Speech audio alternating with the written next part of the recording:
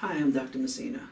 Today, patients looking for a botulinum toxin procedure have three choices: Botox, Dysport, and Xeomin. Of the three, Botox and Dysport are the two major players. So, which should we use? What are the similarities and what are the differences? We're going to find out today.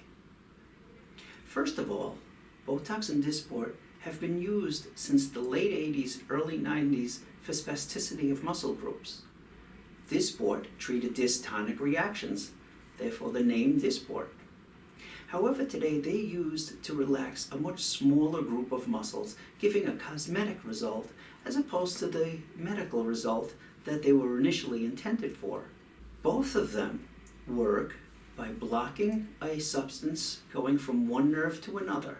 The first nerve releases the substance called acetylcholine. It crosses the little synapse or space between the nerves.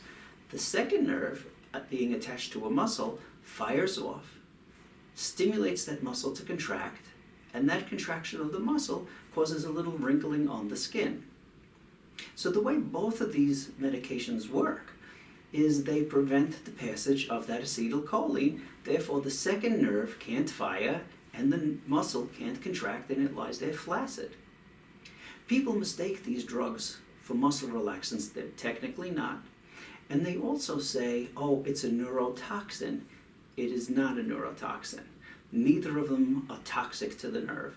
They prevent the acetylcholine from getting across. They don't damage the nerve itself. That's a very, very popular misconception. They're both in the botulinum toxin family. So they're basically, for an easier term, cousins to each other. One major difference is Dysport is a smaller molecule. Being a smaller molecule, we have to give a little bit more in a dosage of units compared to Botox. So 1 unit of Botox equals 3 units of Dysport. Being a smaller molecule, though, has some advantages. Dysport seems to work a little sooner. Usually a patient that I give Dysport to senses something changed in about 3 days, a significant blockade in 6 days, and full blockade in 14 days. And it should last for a minimum of 3.5 months. Botox, on the other hand, takes a little longer to kick in. And again, it should last for 3.5 months. However, a lot of patients, and me included, feel that the Dysport tends to last maybe 2 weeks longer and seems to give a more even outcome, especially on the forehead. That might be because Dysport, being a smaller molecule, spreads a little further than Botox. It also is the reason why when you're injecting Dysport, you have to be very careful of your anatomy because it is going to spread a little bit more than Botox. They both have the same properties. If you're allergic to either of them, or if you've had neurological problems, then neither of them are for you.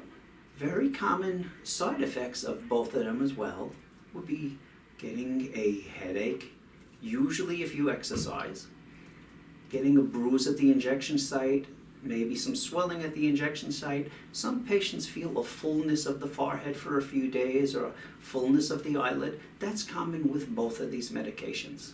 One thing about Dysport that I disagree with on their advertising is they always say something not frozen.